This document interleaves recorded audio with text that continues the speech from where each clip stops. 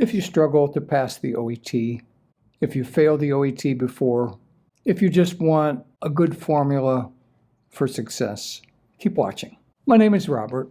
I'm a medical educator for international medical graduates, or IMGs, nurses, pharmacists, physical therapists, any medical profession. Also, I help people, for instance, from the scientific and the business side of the pharmaceutical industry, people from business too.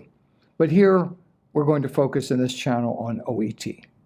If you've taken OET before and you didn't pass, or your test has expired and you need to take it again, or you just am confused by all the information about OET, keep watching me and I will help you. I taught orientation classes for nurses and doctors in American hospitals. I taught for a few years at a nursing college in Miami, online and in regular in-person classes. And for about the last 5 years, I've been teaching online medical topics, particularly the OET. Now back to the OET.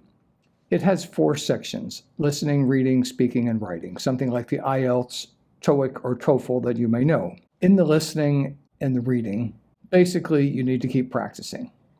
It's very important in the moment they give you to see the questions to then, when you start reading, scan for those answers. When you listen to the voice text, listen for the answers. If you're stuck on reading or speaking, drop a line in the comment or contact me and I'll have some suggestions for you. Now let's talk about the speaking and writing test, and first the speaking. So the speaking test is a 5-minute exercise in speaking medical English. It is not a clinical test. They are not looking at your ability or your knowledge as a doctor, nurse, or other profession, but rather to do the tasks on the card. Now, when you're presented a case, you get a card, either a paper card or on your screen, with a paragraph about the patient's situation and several bullet points we call tasks. The first thing you want to do at the top, they list the setting. Now, the settings can either be clinic or hospital.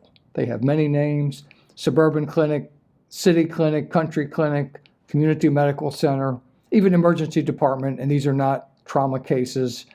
The nurse or the secretary puts the patient in an examining room and says to you, "Dr. Roberts, you have a patient in room 3.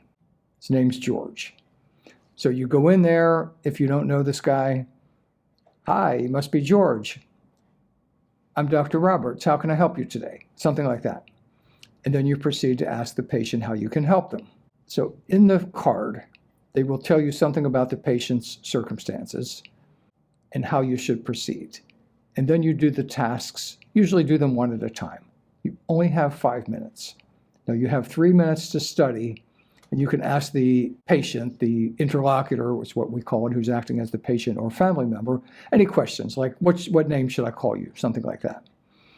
And then you have 5 minutes to sort through this. Now, other things you need to look at, and I will show you in my videos coming up. What does the patient want? Is this a new patient or an old patient, a patient you already know? Whether you knew him for an hour or 2 years, it's an old patient because you're going to introduce yourself differently. "Hi, I'm Dr. Roberts. You must be George. How can I help you?" New patient. "Hey, George, how you doing? Nice to see you again.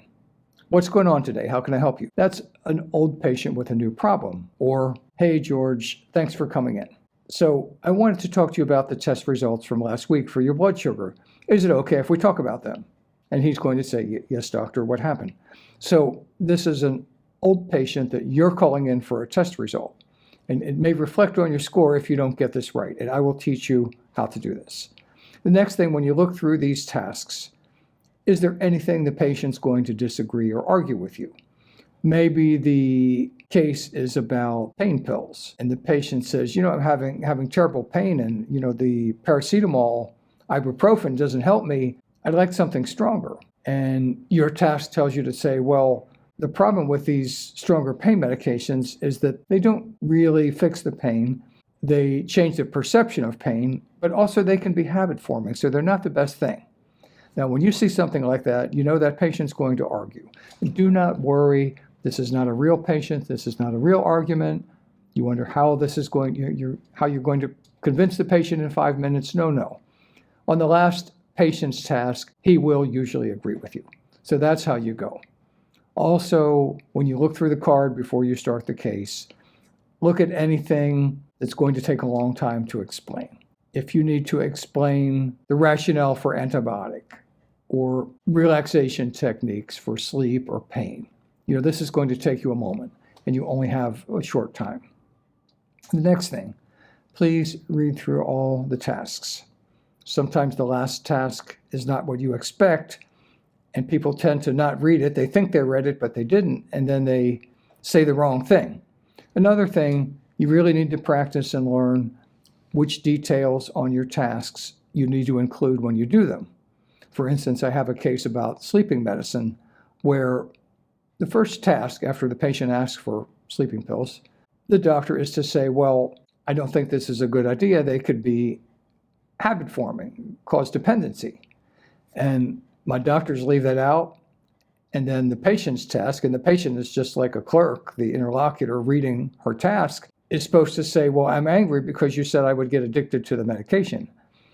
So many of these things in the tasks, you need to actually use them, in your interpretation.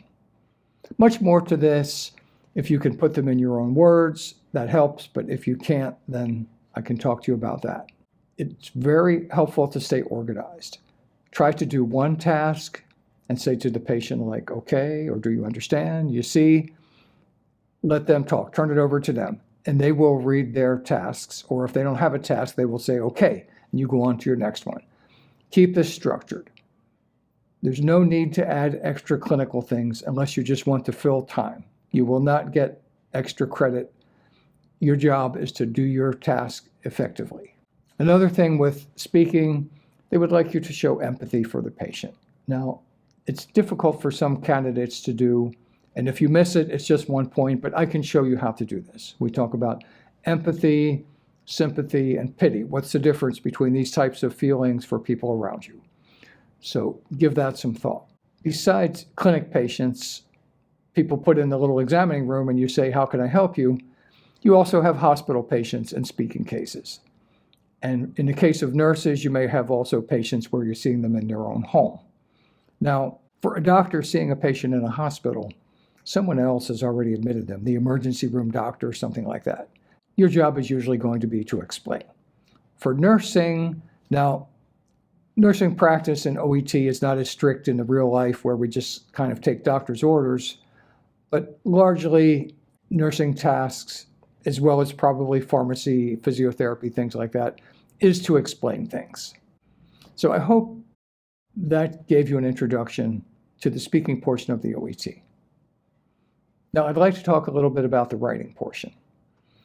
On the writing test, and by the way, the speaking and the writing are different for each profession. Doctors, nurses, physiotherapists, dietitians, pharmacists, what have you, you each get your own, whereas the listening and reading tests are all the same. So on the writing test, you will receive a case note. It looks something like a note in a hospital or clinic that a doctor or nurse would write.